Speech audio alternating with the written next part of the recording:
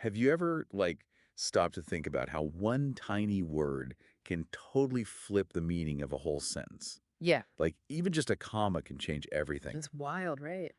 Today, we're going deep into a place where every single syllable is, super important, the Quran. Oh, yeah. And before you click away thinking this is going to be some religious lecture, Yeah. it's not. Not at all. We're looking at it purely as, like, a work of art. Mm-hmm. We're going to unpack how it uses Arabic rhetoric to really make its message powerful. Yeah. And the cool thing is, Go on. you'll pick up stuff that can make you a way better reader, even if you don't know any Arabic. That's the best part. Before we go any further, though, make sure you've hit that subscribe button Right. Gotta stay tuned. so you don't miss out on future deep dives. All right, let's jump in. Let's do it. So our source material dives right into this idea that grammar and rhetoric are like best buds in Arabic. They really are. It's not just what you say, but how you say it, 100%. Like even something as simple as what verb tense you use can make a statement more Oh, absolutely. powerful, like saying Sam cooked versus Sam will cook. Right. The first one is like a done deal, no question about it. Yeah. The Quran uses this all the time to emphasize stuff that's guaranteed to happen. Whoa, it's like grammar time travel, making the future feel like the past. Aha, yeah.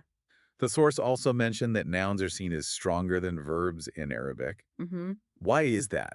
It's all about that feeling of permanence. When you say Sam is a cook, you're basically making cooking part of his identity, Oh, I see. like a core characteristic. But verbs, they're all about specific moments in time. Makes sense. And the Quran is super smart about this, Yeah. especially when it talks about God, to God. really emphasize his unchanging nature. It's brilliant. Is it not? And the source pointed out all these other tools they have in Arabic, like adding prefixes and suffixes just for emphasis, Mm-hmm. or even messing with the word order to Yeah. highlight certain ideas. Exact. It's almost like one of those. It's like a linguistic puzzle box. Exactly. Where every piece has its own little function. Right. And there's this real artistry to how the Quran uses all these tools. Oh, totally. Like, let's take a look at that example from 21.46, Okay. where it talks about a breeze of punishment from hell. Mhm. The way it's worded, it actually kind of downplays how intense it really is. Oh, that's interesting. Right. Because the source pointed out they used the word breeze instead of something more like. Right. Instead of like scorching fire or something. Yeah, exactly. And even the way it says your Lord directly to the prophet, Mm-hmm. it's like it's trying to soften the blow a little bit. And that contrast makes the reaction of the wrongdoers even more impactful. Oh, for sure. They're confessing their sins after just a tiny taste of that punishment. Wow. And then the Quran really emphasizes their words, Right. adding to the weight of the whole situation. That's this brilliant 1-2 punch. It is. The source also had this really cool analysis of how the Quran deals with its critics. Oh, Like, yeah. they call the prophet a magician a liar. They're completely baffled. Totally. But here's what I find interesting. One. Their accusations actually show us why they found him so convincing. Because Yeah. his message was so solid, never changing, and they couldn't find any way to debunk it. They couldn't argue with it. Nope. They even get super worked up in that one passage, 38.5, Well, yeah. exclaiming, "This is a strange thing," Yeah. with all this emphasis. And that's because in that specific passage, they're dealing with not one, Not two. but three things they just can't wrap their heads around. Wow. The prophets claim the idea of one God and the Quran's own powerful style. So much at once. The structure of it perfectly mirrors their rising frustration. That is so clever. Isn't it? And even something as simple as sentence structure can make a huge difference. Totally. Like how Abraham's prayer at the Kaaba changes from make this a secure city to make this city secure. It's such a subtle shift, But- but it highlights the passage of time and the city's growth.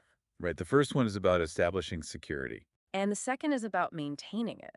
Exactly. And this reinforces that idea that Mecca was founded on worshiping one God, which ties into Islam's own claim to that legacy. It all connects. It does. We also saw that neat trick of flipping the word order to put God right at the front, Yeah. like saying God worship instead of worship God. That's brilliant. Yeah. Right. It's emphasizing that he's the only one worthy of worship. That's a good point. But then when the Quran talks about things like gratitude, it sticks to the regular order. Because you can be grateful to all sorts of people and things, All right. not just one. Makes sense. Yeah.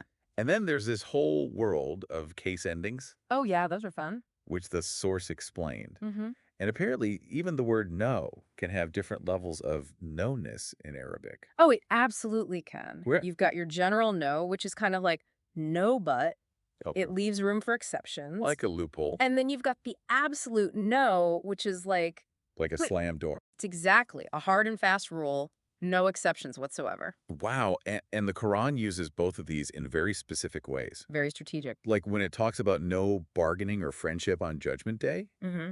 it uses the general no. It does. Because as we see in other parts of the Quran, Right. there are actually some exceptions mentioned. Exactly. God makes bargains with believers, Yeah.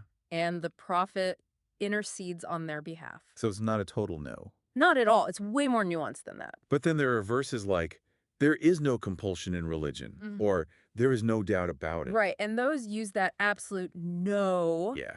to make it crystal clear. No room for argument. Absolutely not. This is already blowing my mind, Uh, and we're just getting started. yeah, we've only scratched the surface here. This is incredible. Right. Okay, I need to know what surprised you the most while going through the source material. Good question. Honestly, I think what really hit me is how much emphasis Arabic puts on clarity.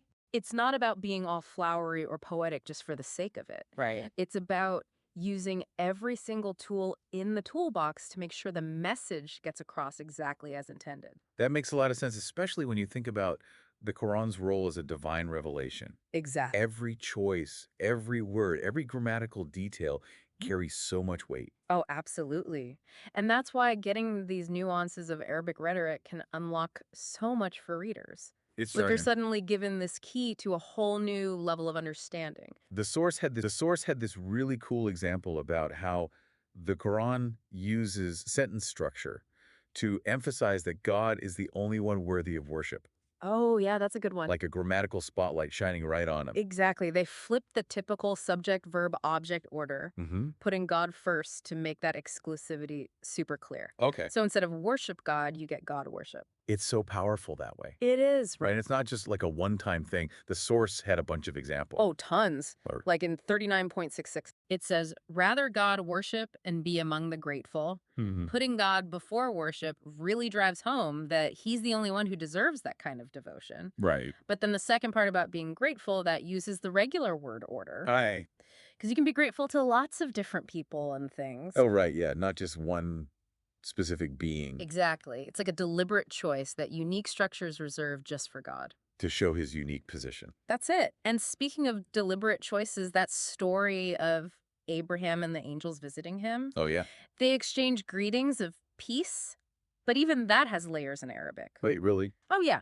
The angels use peace with a case ending that makes it the object of the verb. Okay. Like they're giving peace to Abraham. I see. But then his response uses a different case ending making peace the subject. So what's the difference? It's more like a timeless declaration, a wish for peace from all sources. So even in a simple greeting, there's this deeper meaning. Totally. Abraham's peace is bigger. It's not limited by who's saying it or when. That's incredible. Right. It really shows the impact of those tiny grammatical choices. It's like a whole secret code. And it reminds us to pay attention to the details, even in seemingly simple exchanges. And speaking of details, the beautiful patience example from the source material. Nice. It comes up in the story of Joseph. And then again, when God's talking directly to the prophet, Mm-hmm. but the case endings are different each time. You got it. Yeah. When Jacob's telling himself to have beautiful patience after Joseph disappears, Right. the case ending makes it timeless Because. because he needs that quality all the time. He has no clue when his grief will end. Poor guy. But when God tells the prophet to endure with beautiful patience, Yeah. that case ending suggests it's tied to a specific time frame. Which makes sense because the very next verses are all about reassurance. Right. That what feels far away is actually super close from God's perspective. Exactly. So that beautiful patience has a clear endpoint. Like a grammatical time step. I love that. Okay, this next one totally blew my mind. Even the word no has different levels of intensity in Arabic. It does. It's wild, right? So tell me more. You have your general no, which is kind of like no but. Okay. It leaves some wiggle room for exceptions. I like it. And then you have your absolute no, which is like a hard stop. No budging. Exactly. No exceptions whatsoever. Wow. And the Quran uses both of these strategically. Oh, yeah, for sure. Like in that verse about Judgment Day where it says there's no bargaining, no friendship, no intercession, Mm. those are all general So negations. like the no but type. Exactly, because Sure. as we know from other parts of the Quran, there are exceptions. Right. God makes bargains with believers and the prophet intercedes for them. Exactly. So it's not a flat out no, there's more to it than that. But then there are verses like, there is no compulsion in religion, or there's no doubt about it, Right. And those use that absolute no to shut down any other possibility. to make it totally unambiguous and final. It's fascinating how these little grammatical choices can completely change our understanding of the text. It really is. And it shows how incredibly precise and intentional the Quran's use of language is. It's like every word has been carefully selected to get a very specific message across. 100%. I feel like I need to reread everything with this new understanding of Arabic rhetoric. Me too. Me too. What other examples does the source give about this general no? Oh, there are a few good ones. Well, the source brings up the story of those who worshiped the calf while Moses was away. Oh, God says there'll be no repentance accepted from them and no intercession will help. but wait, didn't Moses end up interceding for them? And didn't they repent? You're exactly right. The general no allows for those exceptions. Okay, safe. And by using this type of negation, the Quran highlights God's mercy. Even though they messed up big time. Yeah, even in the face of serious transgressions. Yeah. It's like saying, no, I won't accept repentance under these circumstances, Right. but I'm still open to it if things change. It adds a whole other layer to the story. Right. It becomes not just about punishment, Yeah. but also about the potential for redemption. And that wouldn't be possible if we didn't understand those different types of no in Arabic. Exactly. We've talked about how the Quran uses specific words and sentence structures, but Mm. the source also talks about how sound and rhythm play a role. Oh, yeah, that's cool. Can you give us an example? Absolutely. One of the coolest is sound parallelism. Sound parallelism. Yeah, it's where words with similar sounds are used close together Okay. to create emphasis or connection. So like a rhyming poem, kind of? It's similar, but it's more about the individual sounds within words, Gotcha. not full-on rhymes. Like Right. in 2.104, Okay. the Quran criticizes those who say, "Here we hear," but they're not really listening. Yeah. The Arabic phrase, "Samina wa asena," Mm. repeats those H and R sounds. Oh, wow. And it kind of mimics hearing without understanding. So the sound itself reinforces the meaning. Exactly. And that's Yep. just one example. There's also assonance, consonants, and tons of other rhetorical devices we could talk about forever. It makes you realize how much you miss when you're just reading silently in your head. Oh, for sure. There's a whole other level that comes alive when you hear it spoken aloud. Or even better when you hear it in the original Arabic. Exactly. So to wrap things up, why does all this matter to our listeners?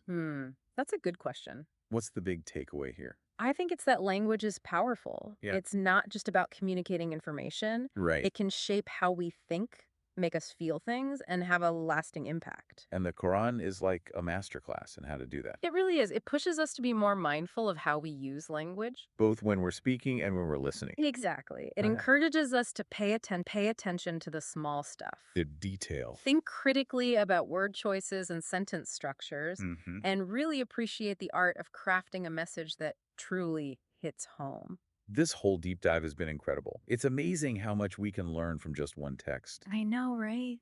When we look at it through this lens of Arabic rhetoric, huge thanks to you for sharing your expertise with us. My pleasure. It's been fun. And to everyone listening, if you enjoyed this deep dive, don't forget to subscribe to our channel for more fascinating explorations like this one. We have so much more coming up. We don't want you to miss a single episode. Thanks for joining us, and we'll see you next time.